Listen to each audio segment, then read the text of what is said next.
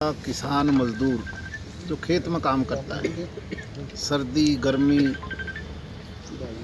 बच्चों को भूखा छोड़कर भी, कई बार तो मैं परिवारों को देखता हूँ, स्कूल में बच्चे पढ़ते हैं, स्कूल की पीरियड ख़त्म होते हैं वो भी कसी उठाकर खेत में चले जाते हैं, फसल काटने के लिए जाते हैं गर्मी में भी। आज किसान, इसमें दो राय नहीं कि हमारे देश के प्रधानमंत्री जी चाहते हैं कि इनकी आमदनी 2022 तक दोगुनी हो,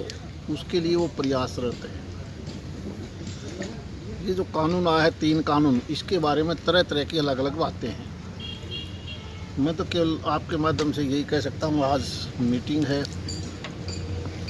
किसान यूनियन के पदाधिकारियों की केंद्रीय नेतृत्व के पास, जिसमें हमारे देश के कृषि मंत्री, माननीय गृह मंत्री और रक्षा मंत्री राजनाथ जी, मुझे लगता है कि देश के प्रधानमंत्री नरेंद्र मोदी जी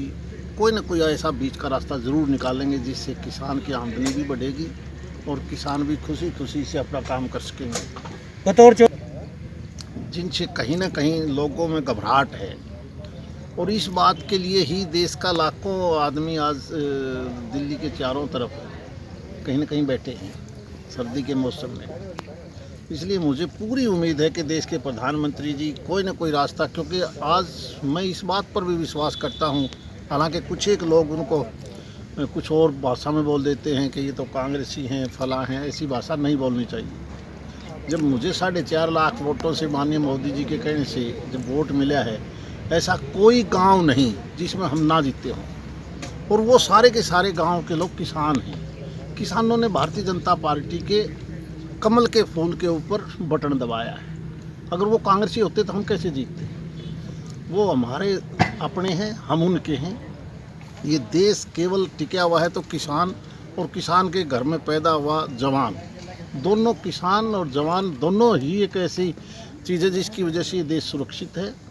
तो उनका अपना, क्योंकि इसमें दो राय नहीं, प्रदेश भर में अलग अलग जो संगठन हैं, खाप हैं,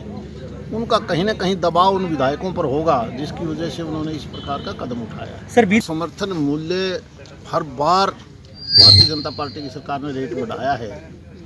और मैं ये मान के चलता हूँ जिस प्रकार से